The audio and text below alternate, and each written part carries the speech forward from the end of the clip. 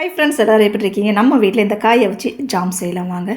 இது ஜூஸும் போடலாங்க, ஜாமும் செய்யலாம். நான் ஜூஸ் போடலைங்க, ஜாமை தாங்க செய்ய போகிறேன். எனக்கு ஒரு 2 செடி இருக்குது. இதில் ஒவ்வொரு செடியில் ஒரு 4 காய் இருக்குது. இதுக்கு முன்னே ஒரு 2 வாரத்துக்கு முன்னே நான் ஒரு 8 காய் வச்சு ஜாம் செஞ்சேன். சரி, இப்போ ஒரு டைம் வீடியோக்காக செய்யலாட்டு தாங்க கட் பண்ணுறேன்.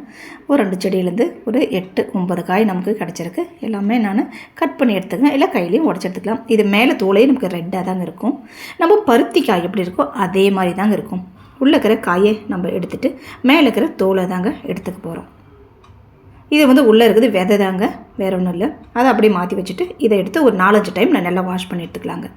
வாஷ் பண்ணி எடுத்துகிட்டு இந்த தோலை போட்டு அது மேலே அது மூழ்கிற அளவுக்கு நம்ம தண்ணி வச்சு வேக வைக்கலாங்க. 5லேருந்து ஒரு 10 நிமிஷம் வேக வச்சு போதும், நல்லா வெந்து வந்துடும். அப்புறம் அதோடைய கலரு எசன்ஸு ரெட்டாக இறங்கி வந்துச்சு.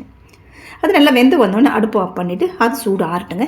ஆறினது நம்ம மிக்சியில் நல்லா நைஸாக அரைச்சி எடுத்துக்கலாம். இது கொஞ்சம் நான் தண்ணி சேர்த்து அரைச்சதுனால கொஞ்சம் குறப்பாக வந்துடுச்சு. இதுக்கு நான் ஒரு 3 ஸ்பூனு சர்க்கரை சேர்த்துக்கிறேங்க. ஒரு 50 கிராம் எப்படி நமக்கு வரும், இதுக்கு ஒரு 3 ஸ்பூனு சர்க்கரை சேர்த்துக்கிட்டுங்க. நல்லா கொச்சி வந்தது ஒரு 2 ட்ராப்ஸு இல்லை 3 ட்ராப்ஸு லெமன் நம்ம புளிஞ்சு விட்டுக்கலாம். இது ஜாமுக்கு நல்லாயிருக்கும். இந்த டே தான் வந்துடுச்சிங்க. இப்போ நான் ஆஃப் பண்ணிவிட்டு அடுப்பு எடுத்து வச்சுட்டோம். இது ஆறினும் போது நம்ம ஜாம் எப்படி இருக்கோ கடையோ அதே இதில் இருக்கும். ஆனால் இந்த ஒரு ஆளுக்கு அவசரம், அதனால் சூடுலேயே நான் சர்வ் பண்ணுறேங்க. ப்ரெட் இருக்க வீட்டில் இதை வச்சு நீங்கள் உங்கள் வீட்டில் கண்டிப்பாக ட்ரை பண்ணி பாருங்கள். அவ்வளோ டேஸ்ட்டாக இருந்துச்சிங்க.